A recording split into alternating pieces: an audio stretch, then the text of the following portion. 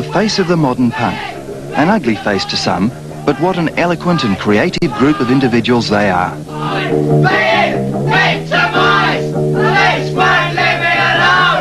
What they lack in grey matter between the ears, they make up for in colour on top. Police won't leave me alone!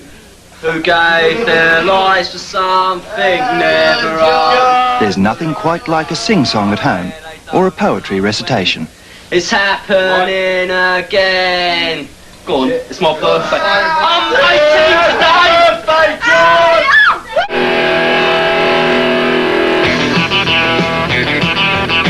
After a hard day's work, it's time to go home. In their case, home for all 20 in the gang is a condemned house in Islington. They had to break in to get possession, but what a flair for interior decoration they've shown. What about parents? How do your parents react? My dad loves me. At first they think, you know, is it something I've done? Is it anything, you know, have I raised you wrong? Have I done something against you? Or anything like that, you know? And you say no, it's just, you know, you've got to prove what you feel. Just about any type of drug is in, but glue sniffing ranks equal number one with cheap booze. Hello! Cyril is a glue man, and his outlook on life is invariably through a plastic bag. Even on the street, he has something up his sleeve to make work more tolerable. The only thing that no one takes is heroin, you know. If I do, we kick them out. That's the thing that is really, really bad for you. Most people take things in moderation, you know. I take drugs to get drunk! I take drugs to get drunk! I'm a punk of it to think that I'm a cunning stud, I'm a punk! There are only two rules in this house. No heroin and no glue sniffing upstairs. In this room, 10 punks bed down for the night. With names like Bumbox, Scumbag and Animal, you can imagine the very special aroma in here. But the cosy sleeping arrangements seem to have some advantages in their eyes. Now what about sex?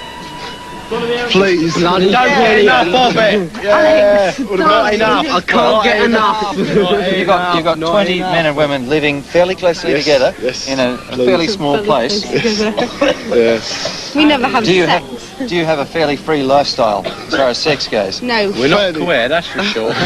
Fairly free, yeah. Like so many home-loving folk, punks love pets.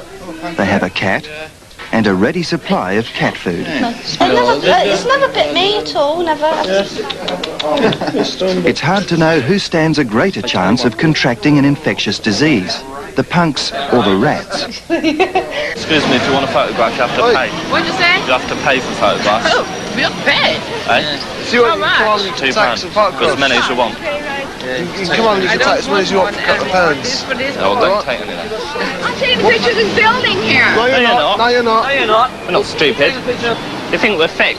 Being a punk can get even the grubbiest of individuals down, and some of these punks show evidence of trying to swap their mohawk haircuts for halos. The police arrived for a bit of healthy harassment. Were they looking for a secret stock of glue or evidence of an orgy?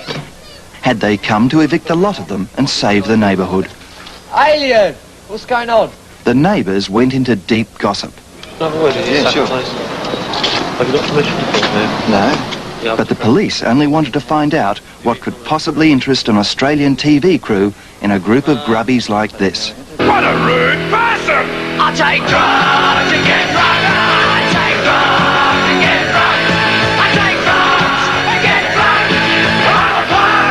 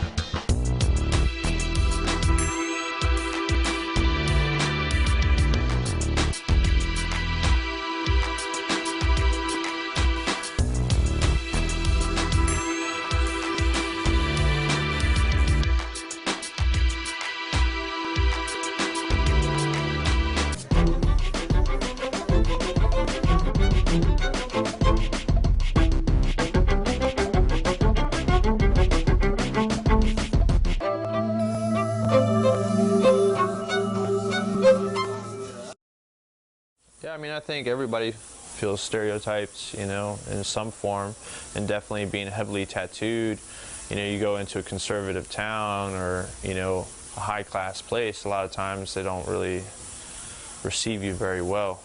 Not as much now as, you know, maybe 10 years ago, but it still is something that happens every once in a while, and usually it's older people, people that I don't think understand the generation that has kind of come into tattoos as a form of expression and not just a form of rebellion.